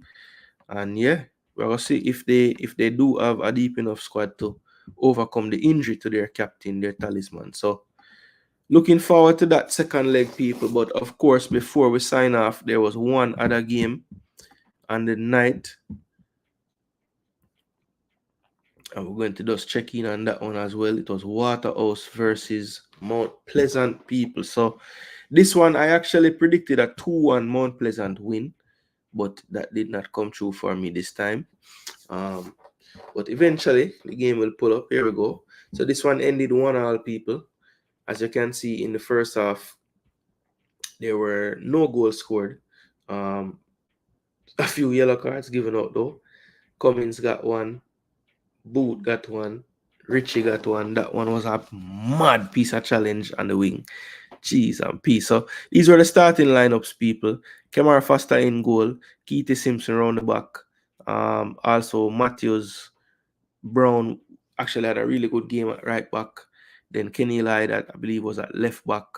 No, he came on. Who was playing left back? I think it was it Matthews? Can't remember who was playing left back, but midfield was Booth, Smith, Thomas, and Nikai Christian, and Blair, and then you had Mitchell and Javian Bryan up front. So that was the starting lineup for Waterhouse. Then on the other side, Mount Pleasant, you had Shaquan Davis, Fitzroy Cummins, Dyer, McCullough, and Ladale Ritchie. Then you had Tevin Shaw and Ramon Howell. Kimoni Bailey started on the right. Then you had Devante Campbell on the left. Daniel Green kind of played in the number 10 role or behind the striker, who was Shaquille Bradford. So this setup from Mount Pleasant, kind of somewhat to be expected. I think some people were a bit surprised that the coach went for Shaw and Howell in midfield. Shaw, can play the CDM role, but was kind of more of a box-to-box role in this one. And Howell really did the sitting in front of the back line. Of course, Sule McCullough, someone that's a Mount Pleasant fan. Does Sule McCullough have an actual position when him playing? Because to me, him look like him just run all over the field, Like, especially when Mount Pleasant in possession, see him just go get the ball from the right wing or the left wing, or him just do everything. And somehow when them defending, me see him go back in one of the fullback position them. But when Mount Pleasant have the ball, it look like him just have license for just go anywhere. But yeah, that was the starting lineup for Mount Pleasant. Bench very strong. One of the things that stand out in Mount Pleasant, Akasa Chung, Duxley, a Premier League winner, Romeo Guthrie as well, Shandy James, Demario Phillips, Rankin can't even get a game. Nathaniel James can't start. So, Mount Pleasant with a ridiculous bench when you really look on it. When you contrast that with Waterhouse, no disrespect to these ballers, but you just don't really know these ballers as well, right? So, that's one of the things that stand out with Mount Pleasant. I guess it's a gift and a curse, right? Because let's say Mount Pleasant slip up in the second leg, people can always look to boy, oh, him never start that man, and oh, this man never start. So, you'd much rather be on Mount Pleasant side, but sometimes having the team and just knowing your team can simplify things. So that's one less thing Fuzzy have pressure on him. I mean, I think when you look at this Waterhouse team, obviously Fletcher wasn't there, which was a big miss, but most of these players pick themselves. Like if they're fit, they're going to start. So Waterhouse do have some continuity, and in a two-leg tie, people, you can't stress it enough. Or in any knockout tie, you see this guy right here, Kamara Foster. Him is the equalizer in this entire semi-finals for me. Kemar Foster is very, very good, people. I think the last window people were asking me what I thought about Shaquan Davis getting that spot. Because it was what? Wade, Blake, and it was Shaquan Davis that they gave the nod, right? To go to the last Nations League.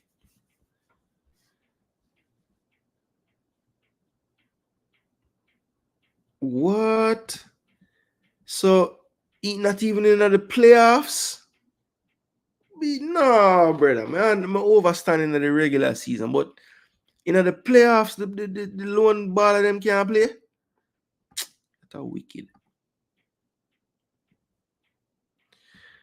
Yeah, no, I see same invert in the middle, but brother, the man they invert no normal, because when him invert, if you see if the right back have it Marlon, he may go out on the right back foot or take it from him too. So may I say, the man stamina no normal, because when time more pleasant need for defend, me see the man back or left back. I say, yes, you would. Yeah, do your thing.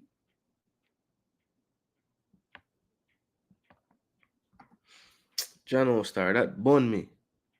So the man them without Jebison, who was immense in the quarterfinal, and Fletcher have knee injury. Cheese and peas, some salt. Boy, Marlon, me there say that, But brother, Foster is so good, man. He's really good, I mean, now say Davis not good, Marlon. I rate Davis too, But it not so it at one point me there say just because Shaquan at the age him is, if they were going to have a local keeper in the squad, I want it to be him. But yeah, all me say, Marlon, if me say a squad and the third keeper is Kemar Foster, me nah go vex. Because the man wicked. He can keep. Very, very good keeper. I should have known, because you see the time when Fuzzy them go play the Concacaf club thing, the Caribbean thing, the amount of time Kemar Foster saved them. G's and P's. That's a good question, Chile. Kind of unfair though, because when we play the teams that Jamaica might lose to, like Mexico and USA, Kemar Foster no play. So it kind of skewed a little bit, Chile, but fair question just the same. Oh, so that's not a league-wide rule. That is just literally what Mount Pleasant said to Waterhouse. My gosh. Money talks. Money talk and BS walk. Yes, people. So this one, I'm going to be honest with you, man. This game, even more than the first game, was a product of one team not playing a game for a long time. Because to me, Mount Pleasant take about 45 minutes to start playing football. Like the way me know them can actually play football. And Mount Pleasant is not a fast build-up team to begin with. But it was even slower than normal yesterday. In the first half, it was like a walking pace. And Waterhouse was fine with it, because them say, well, we're just going to wait for our opportunity, them and go try to score a goal when we get the chance. But one thing I've noted that happened was that long range shot I see people referencing in the first half. When Brian connect that, and I think Davis did well to even come close to touching it, but he didn't hit the post and didn't go in, but hit the crossbar. Well, hit basically the crossbar and post right in the corner there. Brilliant strike from Brian. Lively striker. Obviously not the most technically proficient or anything. Doesn't look to have the cleanest touch or anything. Every now and again, him have a wicked first touch and him get off a shot, but consistently doesn't have the best touch. But when you talk about work, this man worn off him sucks. Him actually remind me a lot of Anderson from Cavalier last year, just in terms of the work rate and thing. I don't know if he's quite as fast, but he ain't slow.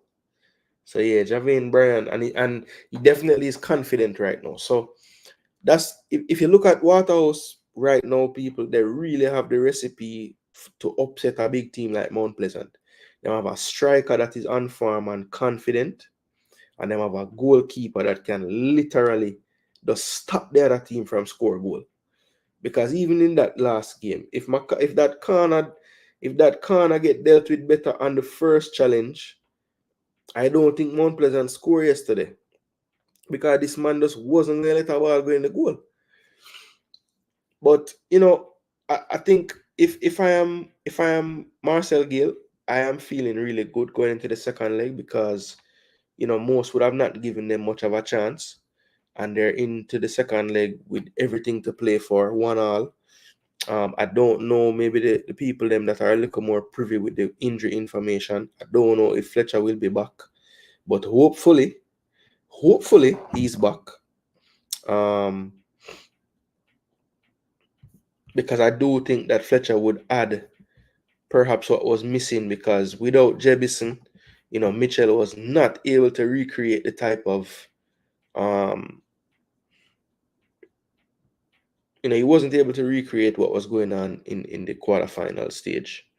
So, yeah, Mitchell right here. He just didn't quite, wasn't quite able to pull off what Jebison and Fletcher was pulling off. So, hopefully it's not too bad for Fletcher and he can forward back, because I think that is somebody that would really cause some issues for Mount Pleasant. But at the end of the day, Mount Pleasant will be looking at it like, look, boys, we've been sitting on cold for a month.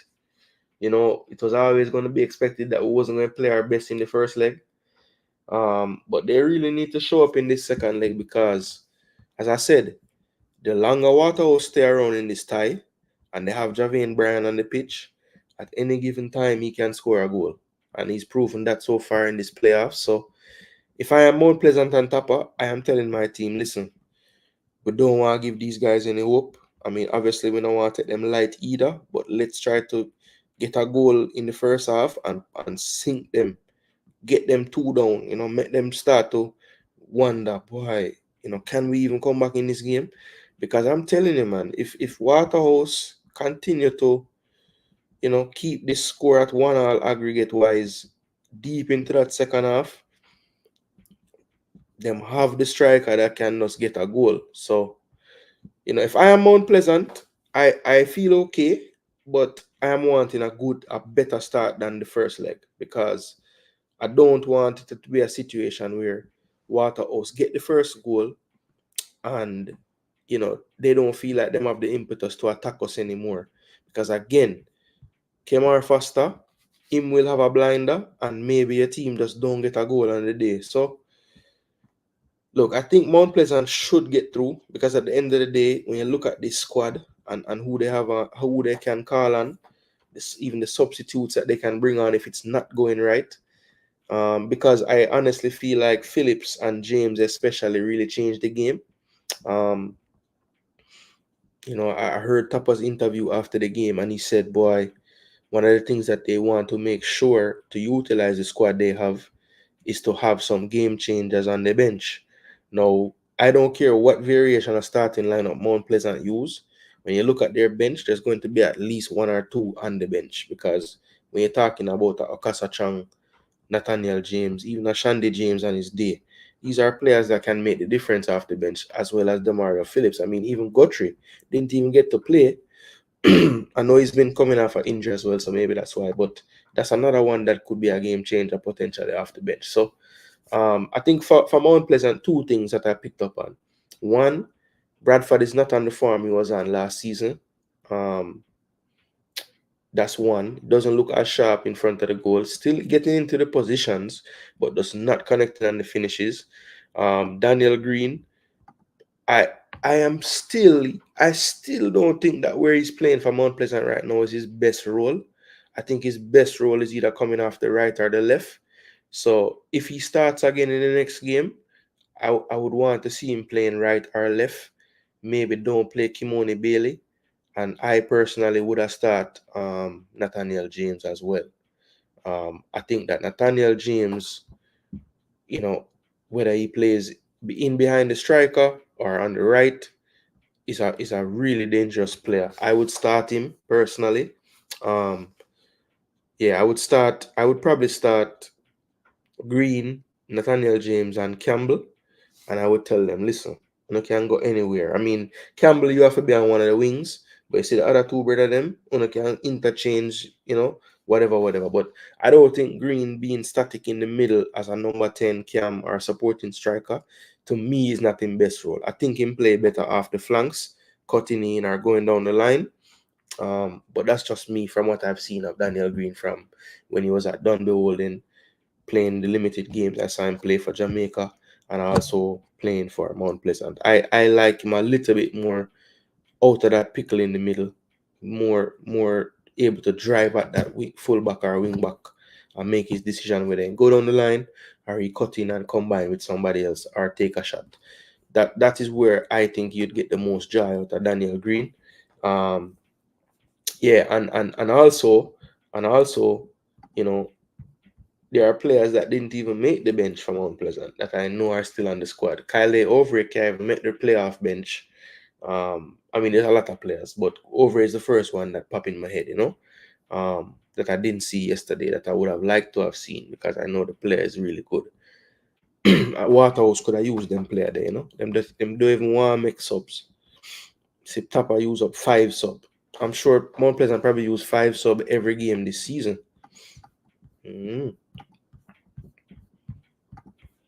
So yeah, I think one of the good things, people, and I have to highlight this, the stadium, Sabina Park. Yeah, I know that him a play supporting striker, but I like him more coming off one of the wing them personally.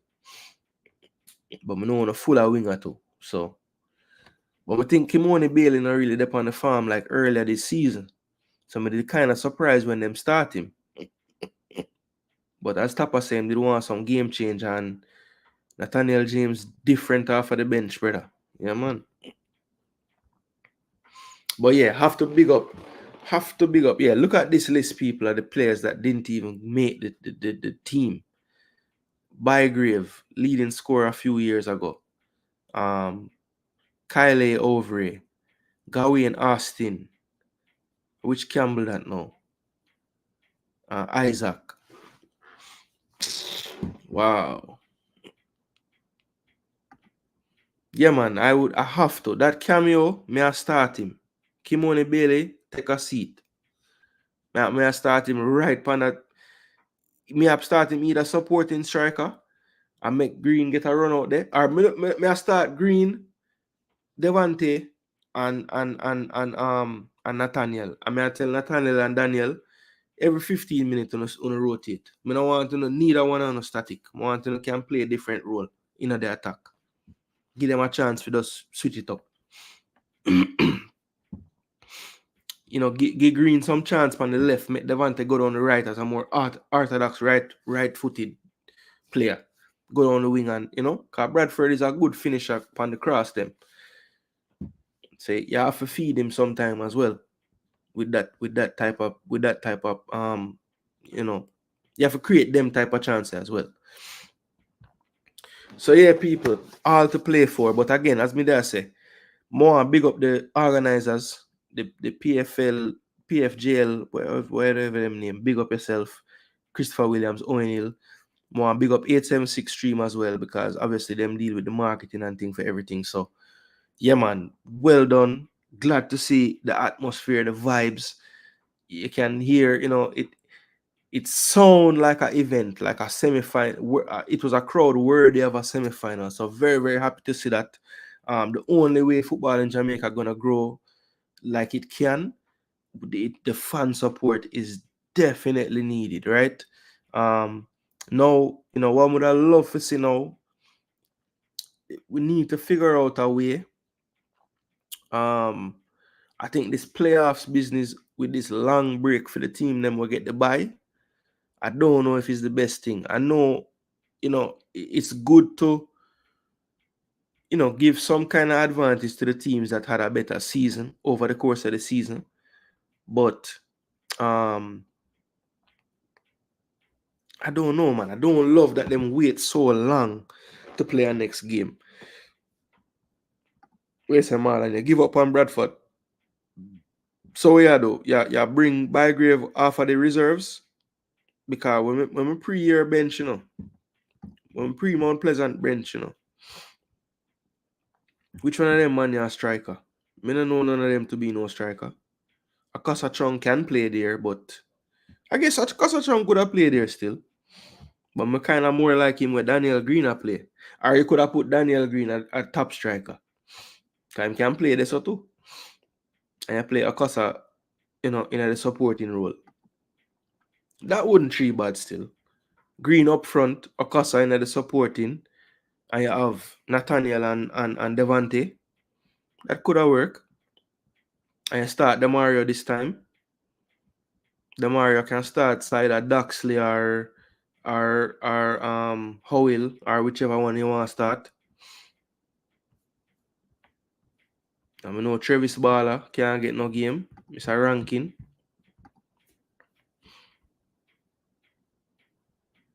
I said Topi just fling Topi up there. Well, maybe if you need a goal late and Topi not in the game.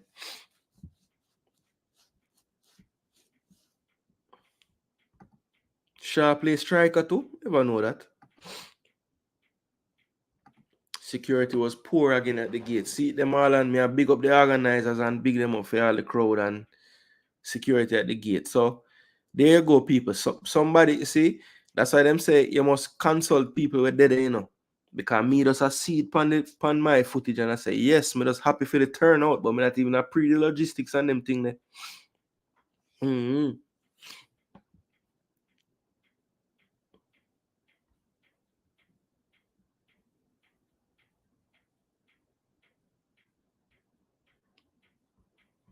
Okay, no, true me did ask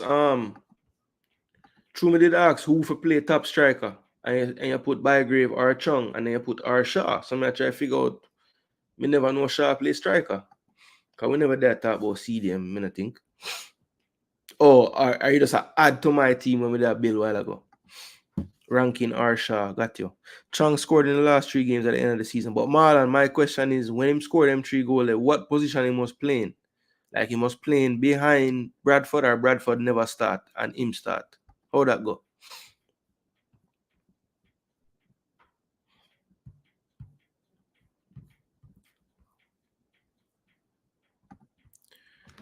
Okay, so no kind of nothing, not even nothing. Well, why Marlon, would I hope say the man them can just and the woman them can just and full joy the football, you know, because at the end of the day, none of them things are nothing worth a fight people over. But you don't know, you don't like for no Marlon when you go them place there. Say nobody not have the advantage over you. Everybody gets searched, you know. So me overs where I say still. You like that peace of mind if you know say, yeah, I just fist fighting a day because nobody can bring nothing in here. I didn't hear a team. Ah yeah. All right, yeah. Me realize fresh after me see the pattern. Forward. Okay, so so basically it's just a straight swap. Bradford off. So Marlon, I must Tapa watch the man training, you know, maybe in a training him a bag them same way and does it now translate on the pitch. And maybe something about the way Bradford movement is up there, Tapa kind of like it more. And him is a bit more of a presence too. Like him not tall, but him sturdier than Okosa. You know, so maybe all of them things is why. But Tapa enough to watch that, him need to watch who they on farm. Cause you can love how this brother your style play. And then you wait until you're out the competition because you strike and never score a goal. So you make a point there, Marlon. If the man not scoring a more than 10 game, we are wait pan for try something different.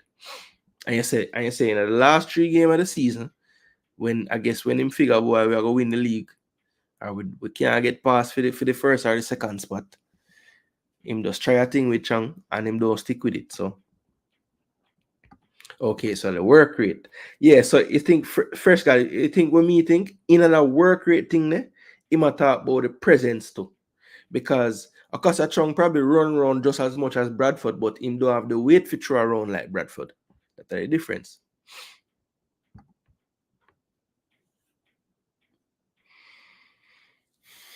Yeah, so it just depends, Marlon. Like, what is more important? Getting into the position them to have a chance or and not scoring it or not getting into the position them at all. You know? Because we're just having this debate the other day about Haaland when people did that beat him. Come here and say, well, yeah, he might miss a bag of chance, but him still get the most chance out of all the striker them. And it's not just because of Man City. You know, him is the movement as well, and the timing of the movement and all those things. So eventually, I guess Tapper look upon it like that. Eventually, the what you call it, the dam go break and everything just go flow through. So that's what Tapper look like in my paper. So yeah, people, another good show in the books. A little over the 2 hour mark. It's getting a little bit late, people. Just wanted to give the JPL its time. The 2 games I thought could have been better as far as the football was concerned, but I was just happy that it was a full crowd, good atmosphere, and all to play for in the second leg. There's no game really finished at this point. Both 1-1, so basically start over the game again. It's halftime, second half left to play on Sunday, and I will definitely be paying attention to that one. Let me see, what time is it? Is it the same time? Somebody help me out and let me know if it's the same times.